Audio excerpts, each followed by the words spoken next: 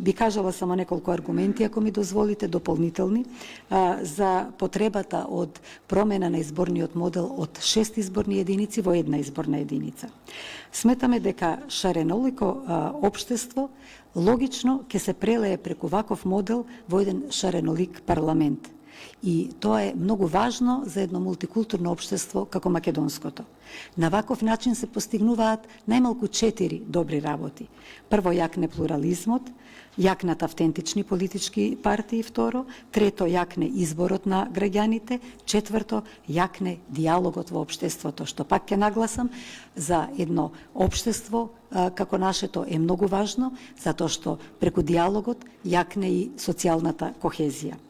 И сакам само да реферирам на две забелешки кои што одредени представници и од политички партии и аналитичари ги имаат на изборниот модел со една изборна единица.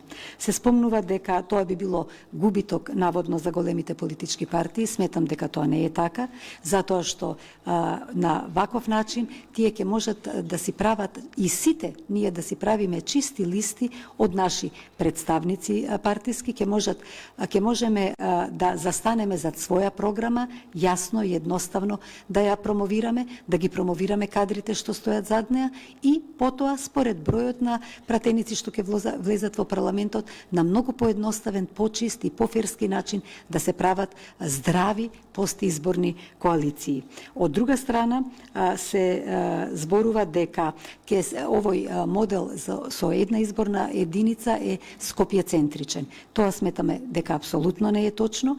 Ако погледнеме сега колку пратеници од скопските општини има во парламентот, ќе видиме дека не само од изборните листи единица и двојка, кои што се наоѓаат претежно во скопските општини, туку Скопјани има и на сите листи низ Македонија. Тие се во најмала рака водители на листи, ги зафаќаат првите неколку места на листите кај поголемите субјекти, а и понатаму на листите е голем бројот на скопјани кои што не живеат во тие изборни единици, но се проценило дека треба било да се доволно познати, афирмирани и дека ќе донесат гласови на партијата, или пак се работи честопати за лица од коалицијата за кои што немало простор во изборните единици од каде што тие потекнуваат, и на тој начин се распределуваат низ цела држава. Така што ни сега ние немаме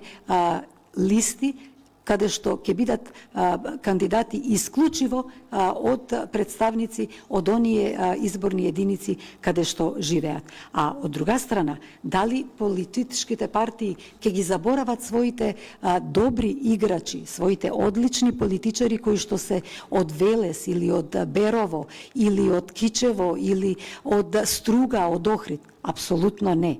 И сега, во досегашното искуство со 6 изборни единици, ние гледавме дека честопати координатори на најголемите политички партии биле луѓе кои што потекнуваат од други градови. Тие луѓе се вградени веќе во структурите на своите политички партии, на нив смета политичката партија и сигурно дека нема да се откаже од нивните услуги во иднина при една изборна единица. Освен тоа, секоја политичка партија сака да извлече максимум гласови од цела Македонија, од секое катче. И нормално е дека ќе постави на добитни позиции представници, видни представници од својата партија, кои потекнуваат од различни делови на Македонија, за да ги анимира гласачите од тие делови. И уште еден момент кој што се спомнува дека оние пратеници кои што не се стриктно од некое помало место, нема да има кој да го представи гласот на тоа место во парламентот и нема да ги знае локалните политики. Почитувани, мислам дека на сите ни е јасно дека локалните политики, специфичните политики на секое делче од нашата држава се водат на ниво на локална самоуправа преку локалните совети. Така што не треба да се оди стриктно фокусирано на секое местенце во државата да има пратеник. Тоа го немало ниту досега, го нема ни во други држави. Битно е да биде од регионот, да ги разбира работите и да се постигне застапеност. А како што веќе претходно објаснив, заради и обезбедување гласови од секој регион, од секој дел од државата, политичките партии секако дека тоа ќе го тие граѓани, тие кандидати своји ќе ги вградат на листите. И конечно ќе завршам со тоа дека како пракса најголем дел европски држави функционираат со една изборна единица, со различни модалитети, различни прагови, без прагови. За нас како иницијатива за една изборна единица е најдобро да биде без праг, да биде холандскиот модел, кој што е најправичен и најрепрезентативен.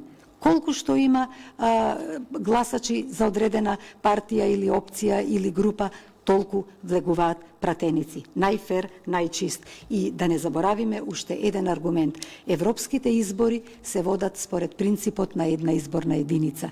Секоја држава си е една изборна единица, па со оглед на тоа што сме тргнале по европскиот пат, мислам дека на ваков начин ќе го европеизираме и патот на нашите парламентарни избори. Ви благодарам.